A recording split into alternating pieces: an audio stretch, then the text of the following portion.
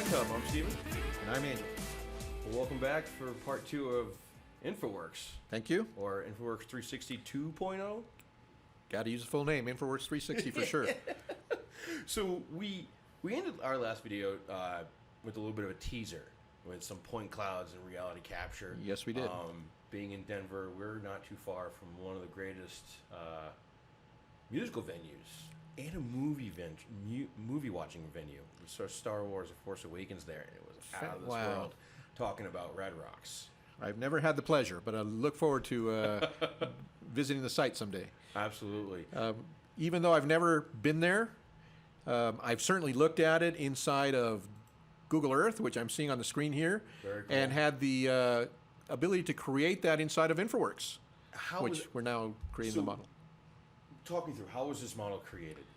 Yeah, so something we talked about briefly in the previous episode, which I'll go back to the home screen. With Model Builder, we can basically find a location on the Earth and ask it, as long as it's within about 200 square kilometers of land, ask it to build a model of whatever it is we're looking at. So if I were to reach up here and just very simply type in Red Rocks, it found the amphitheater, and I can look at it both in as a map view or as the as a satellite view. Then we just name it and ask it to build a model. So once that's available to us, we just download it from the cloud, and we're in there. Now, what we had alluded to previously is this idea of, some people refer to it as quick data capture. Sure. Other people are referring to it as from drone to design, because maybe they're capturing images from a drone, or scan to BIM, because they're taking LiDAR scans of the environment, creating point clouds. And in either scenario, we create point clouds which can be dropped into the Infraworks 360, which is something here then we're able to take the existing 3D environment. And as you can see, as I move around this model, we see the hills, we see the slopes, we see the environment there. And then to this, first off, I added a few cars and trees that help to simulate what's out there. But more importantly, we have a point cloud that was captured.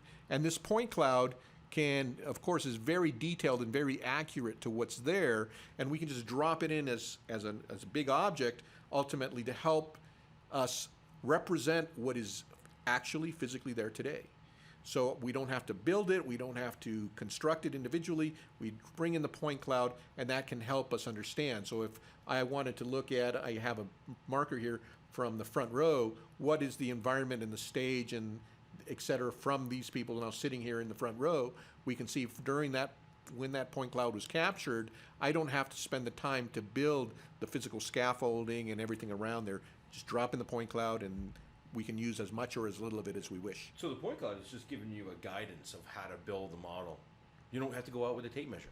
Exactly. So we're talking like drones and stuff like this? Drones that capture pictures, or in this case, a LiDAR scan, or perhaps many LiDAR scans together that are going to create the point cloud.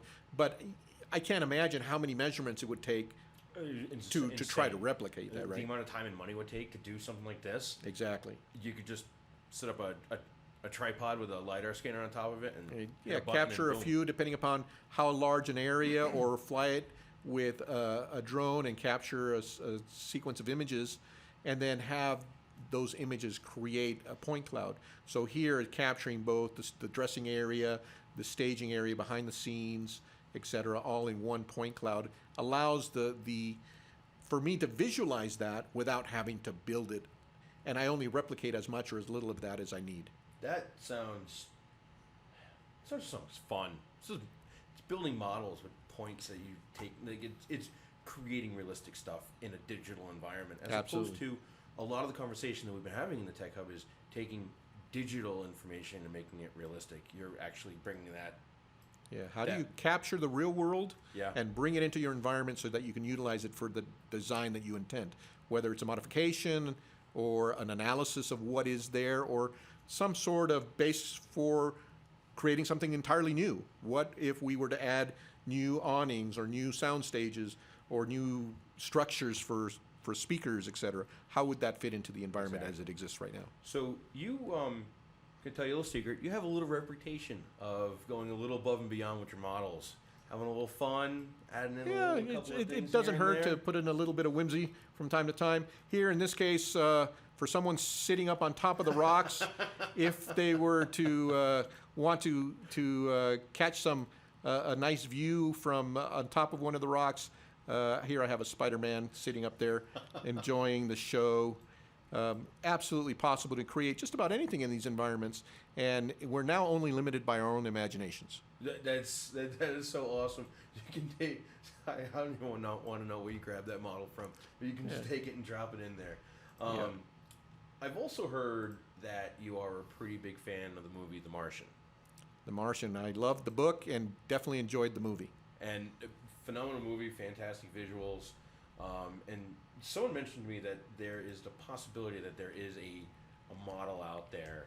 I don't know how. I mean, you tapping into the Mars rover, or No, I just basically wanted to see and explore some of the limitations of this environment.